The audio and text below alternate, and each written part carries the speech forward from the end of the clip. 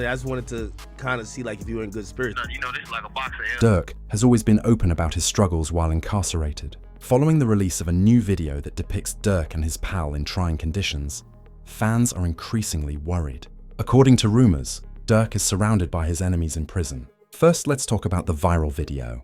The fact that the new movie shows how hard life is for Lil Durk while he is behind bars is not shocking. Durk gets detained at the notoriously bad MDC Los Angeles prison.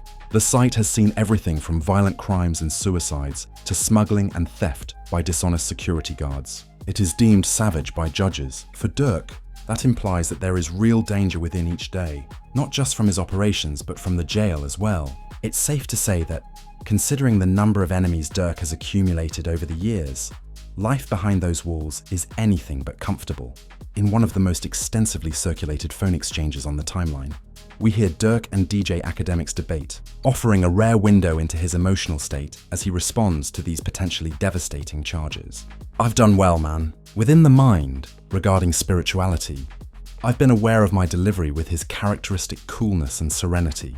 The statement exemplifies the attitude that has kept him going throughout his career. On the inside, though, is a guy who is battling the idea of spending the rest of his life behind bars, far from his shorties, his queen, India Royale, and the music empire he has been building for over a decade.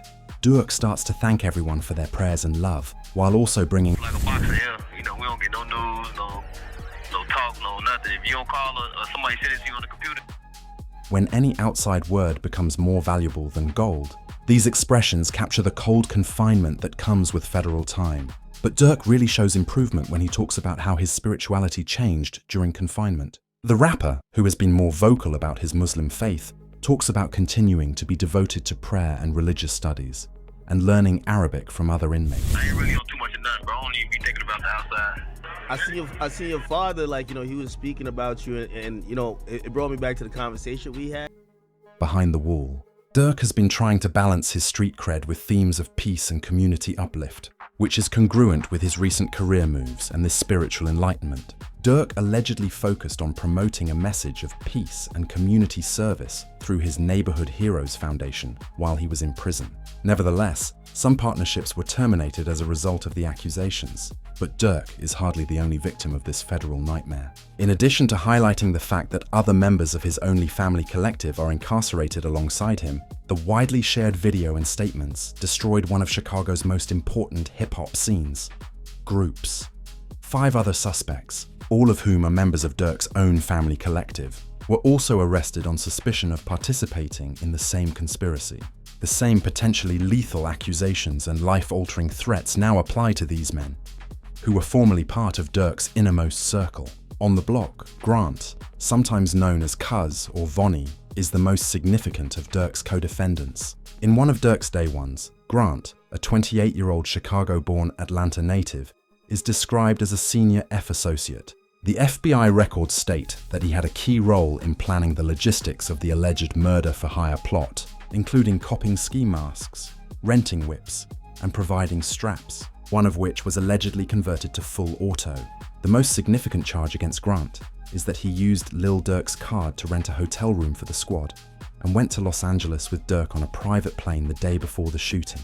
In federal custody in Illinois, he is currently awaiting transfer to Los Angeles. DD stands for DeAndre Dantrell Wilson, another key player in the alleged scheme. 33 years old and a Chicago native, Wilson is described as an F member who was responsible for organizing bread and travel. For federal prosecutors, he allegedly helped arrange one-way flights from Chicago to San Diego.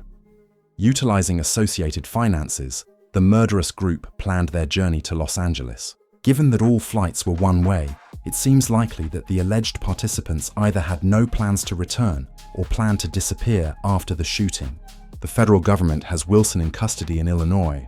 Boogie, Brown A's, and Flacker, his other friends, are currently serving jail sentences for the same enterprise. It is all the more tragic because these individuals were all apprehended in Chicago on October 24, 2024, right before Lil Durk was detained in Florida while attempting to flee the country. The timing suggests a massive takedown operation by federal investigators, who captured the alleged conspirators before taking the man who was purportedly in charge of making choices. However, F members have been imprisoned in other cases than this federal prosecution, Many more associates were arrested in August 2025 on unrelated charges as a result of speculations that the organization was receiving more attention following Lil Durk's case. Funa was arrested on August 2, 2025 in Chicago on suspicion of murder, burglary, and body disposal in a church. Oscar Oz Cruz was shot 17 times and his body was allegedly dumped. Boone Mo was arrested in August 2025 for possessing cocaine with intent to distribute, and this case adds to his already substantial legal woes. Even though it appears to have nothing to do with the federal plot, he is a collaborator of Lil Durk and an assigned F artist who has been in custody since the arrest and faces jail time if convicted. In August 2025, DJ Bands, Lil Durk's official producer and DJ, was arrested for marijuana possession and a probation violation. Narcotics found during a routine check reportedly breached his prior probation, which is why this is happening. Nonetheless, in May 2025, prosecutors presented evidence that Durk had violated jail rules by accessing at least 13 other inmates' phone accounts to make calls, including 3 forbidden three-way discussions. This behavior, according to the judge, violated the regulations and undermined the justifications for his release.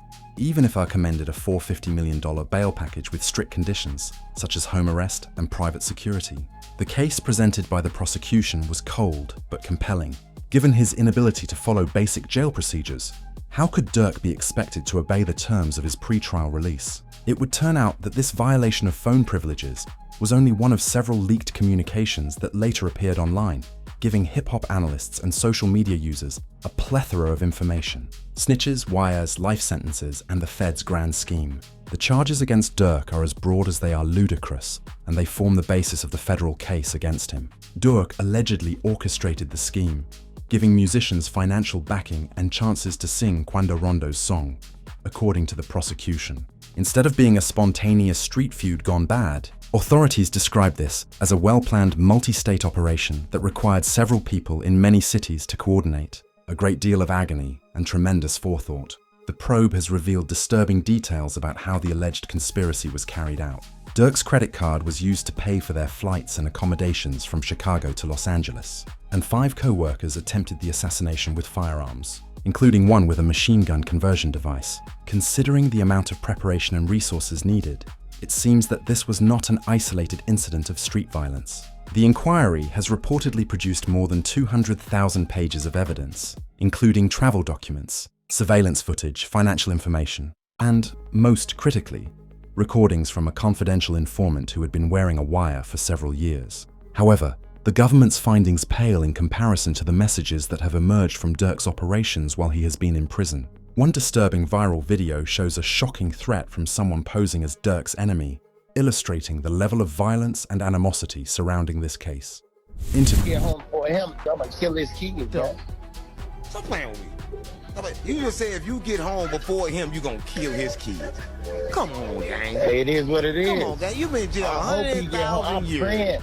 I need him to get home. Come on, gang. The street fights, which federal prosecutors say were the catalyst for the murder in order to advance a wider conspiracy, are deadly, as seen by this threat against Durk's shorties. In the hip-hop community, the identity of the federal government's main informant is one of the most discussed aspects of the case. A confidential informant, who reportedly wore a wire for years to gather information and recordings that incriminate Lil Durk in the conspiracy, is the primary source of material used in the case. While there are several anecdotes and theories that Jam, a longtime member who was freed from prison in 2022 after serving a 12-year term for attempted murder, is this informant. An informant's identity is not formally disclosed in public court records. The betrayal that this purported informant's narrative adds rocks the hip-hop community. During his incarceration, Jam admitted in a 2023 interview that has now come to light that Lil Durk provided him with financial and psychological support by mailing him money and mentioning him in his songs. The contrast between the alleged collaboration with federal authorities and this public appreciation has created a narrative that resembles a modern-day betrayal tale straight from the front lines. In unprecedented detail, hip-hop experts have examined the implications of this informant scenario. With regard to the significance of the federal strategy, content developer Hood Educated offers a particularly insightful viewpoint. Co-conspirator who is unnamed. Check it out, right? This how cold-blooded this unnamed co-conspirator is. Let me show you the power of this unnamed co-conspirator. He offered money. Not only that. According to the research, the FBI's investigation is thorough, and they have used this cooperative witness as the foundation for their case. A leaked video showed Jam enjoying McDonald's while being interrogated in October 2024. He glanced at the camera, which sparked memes and online jokes about him snitching for a Big Mac. This may seem like online entertainment, but it demonstrates the serious breach of confidence that such keeping your mouth shut while the law is in effect is a fundamental street rule in hip-hop culture, which serves as a sign of cooperation. In addition, the FBI investigation has shown alarming patterns of alleged criminal activities that extend far beyond the Quando case itself. DJ Academics, a media figure who has written extensively about Durk's legal troubles, explains the broader context of law. Durk gets caught in a shooting with Vaughn in Atlanta. Detectives from Chicago travel to Atlanta just to testify in a pretrial hearing just to keep him in jail. This suggests that the multi-jurisdictional operation that has been investigating Durk for years is the cause of the new federal lawsuit, which is the outcome of a much longer probe. Researchers are still trying to figure out why the pursuit by law enforcement. The reason why they did it, they even admitted, the detectives, they said, we've been trying to get this money. We couldn't get him. Remember, he caught 3 guns.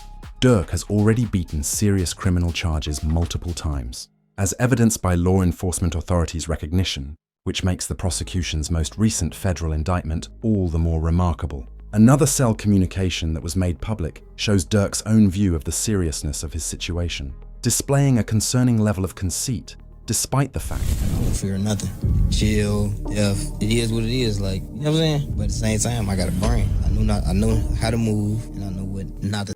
Even though Durk is in jail and dealing with the most severe accusations of his life, this comment demonstrates his mental toughness, while also revealing that he still has the street mindset that prosecutors say motivated the alleged crimes. Although it has adopted a vigorous legal approach, Durk's defense team, headed by attorney Drew Finling, faces a number of challenges. In April 2025, they submitted motions to dismiss, arguing that there was not enough evidence to link Durk to the plan, and that the indictment was based on faulty evidence, including corrupted lyrics. They claimed that the grand jury had been misled by the prosecutors and that the evidence was circumstantial. When prosecutors filed another, the defense won a significant victory, replacing the indictment in May 2025, removing any material related to Durk's text. Civil rights organizations and legal experts have contested the legality of using rap lyrics as evidence of criminal intent, and this decision likely reflected their recognition. But even after this triumph and the removal of lyrics from the case, on May 8, 2025, a court denied Durk's repeated bail plea, citing jail calls and other factors as evidence of flight risk and community danger. It was a more notable refusal because the prosecution had already weakened its case by removing the poetic evidence. Furthermore, the case has shown how much the federal government cares about F and its activities. Although he was not indicted, prosecutors say Durk had placed bounties on other persons, including a witness's family member, and was linked to another murder for hire in Chicago in December 2024 involving Stephon Mack. In this pattern of alleged illegal activity, prosecutors have bolstered their assertions about Durk's threat to the community. The timing of Durk's arrest adds enormous interest to the case. When Lil Durk was arrested, he was attempting to flee the nation. US Customs and Border Protection stated that he was scheduled to travel to Dubai, Switzerland, and Italy, despite the fact that he was apprehended at Miami International Airport an hour before the Italy plane took off. Prosecutors have utilized this escape attempt as evidence of guilt awareness and risk of flight. The jail footage, which has been extensively circulated, is a depressing reminder of the human cost of this legal battle. Besides being a well-known rapper, the man on these calls is also a father of multiple children, the partner of his fiancée, and the head of a firm that employed hundreds of people. The decision made in this case will determine not just his fate, but also the fates of everyone connected to him and his music empire. Durk's defense team faces a more difficult legal situation as a result of the alleged cooperation of former associates and the breadth of the evidence prosecutors say they have. Every time we learn something new that court filings and media reports, which paint a picture of a gang that federal prosecutors claim operated as a music label and a criminal operation straight out of the trenches, shed light on the scope of the alleged conspiracy. What kind of bond Durk had with King Vaughn that made him risk everything for him is a question that is raised by this. Blood Brothers was the bond that started the conflict. After going viral, Lil Durk's jail footage exposed more than just a federal lawsuit. They have shown the depth of a brotherhood so strong that it is said to have been the catalyst for one of the most sinister schemes of retaliation in hip-hop history. You have to understand why Durk is in a federal jail and faces a life sentence without the chance of parole. The relationship between him and King Vaughn. In the rough neighborhoods of Chicago, a connection that was more like blood family than traditional industry partnerships. The relationship between Lil Durk and King Von was more than just a rapper-to-rapper one. Fraternity, mentorship, and a business alliance would ultimately transform the Chicago drill scene and lead to the federal charges that now threaten to end Durk's career forever. King Von, a Chicago rapper and part of Lil Durk's Only the Family collective, was slain on November 6, 2020, during a brawl outside the Monaco Hookah Lounge in Atlanta. His real name was Devin Deacon Bennett. When Durk first met Vaughn, he wasn't just any old street person making an effort to rap. What he was seeing was pure genuineness, which could not be created or taught. Vaughn's distinct contribution to the table was recognized even by seasoned drill scene veterans. His ability to use storytelling to portray street life vividly was unparalleled. He was able to turn real-life incidents into captivating cinematic narratives that captivated both listeners and reviewers. Durk described the moment he decided to put Van on after recognizing his exceptional talent in his most in-depth interview. The discovery was not the result of a chance meeting. Their lives would be forever changed by this deliberate recognition of greatness. Closest motherfucker told me, start rapping. He's a famous artist. So that made me kind of go hard, you know what I'm saying? But when I see Vaughn, I always been Vaughn. Like if Vaughn was gonna be a rapper, a basketball player, a football player, Vaughn was always gonna be Vaughn. Like a good-hearted motherfucker. So he like, man, when I go on breakfast. But Van's impact went well beyond his skill as a musician. Something inside Durk associated with Vaughn. That desire, that sincerity, and that willingness to be vulnerable about the harsh realities of homelessness while maintaining the respect and credibility that come from having lived through it yourself. This was not a phony artist or business ploy. This was the real thing. First-hand accounts from the front lines that could not be imagined. The commercial collaboration quickly evolved into something. Bad songs. He like, man, this shit, he said all shit weak. And I told him, I'm like, man, this is my favorite song right here. What's up? And it's crazy. Crazy story. Really? That motherfucker dropped Crazy Story, started going crazy. We was on tour. We was on tour too. Put him on tour. I started bringing him out. Then shit, Vaughn just became like. If Vaughn was alive right now, he'd be like biggest right now. This acknowledgement shows how quickly Van's abilities were recognized and how his career trajectory changed the moment Durk put all of F's weight on him. What distinguished their connection in the hip-hop industry was their genuine care and respect for each other outside of business. Vaughn was more than just another artist to exploit, in Durk's opinion. He saw him as a member of his family, whose well-being was directly related to his own, and whose success was his duty. The father's protective instinct will ultimately be a key factor in illuminating the reasons behind the alleged revenge plot. It was a singular experience to witness their creative dynamic. Van would arrive at the studio with unrefined concepts and unadulterated energy. Additionally, Durk would help polish them into final products while maintaining the authenticity that made Van's music so... It's so crazy because Vaughn used to come in the studio and be like, hey, finish this for me. I'll help him out, finish it for him. Then that motherfucker just caught. Like, he just started rapping, started listening to his shit, you be like, damn, alright. Come on, bitch, let's die here. Like that's how he is. He ain't like, what you think they gonna think? Down my, come on, let's die. I'm talking down my head. Go on here, bitch, die your whole head. Ooh, come on, twin, come on. You know what I'm saying? Yeah. Like that's that. I'm like, fuck. This collaborative effort revealed a significant part of their relationship. It was not hierarchical in the traditional sense. Even though Durk was clearly the more established artist, Van thrived because of their mutual respect and creative freedom. Durk gave the foundation, but Van's originality and sincerity were entirely his own. The relationship extended far beyond the studio and stage. Vaughn received guidance from Durk in every aspect of the industry, including how to manage the business side of rap without compromising his reputation on the street. This mentorship encompassed more than simply music. For performers whose music was so closely associated with real-life disputes and violence, it was about making it through a field that might be just as dangerous as the streets they came from. Van's rapid rise fame was intimately associated with Durk's guidance and support. In a short period of time,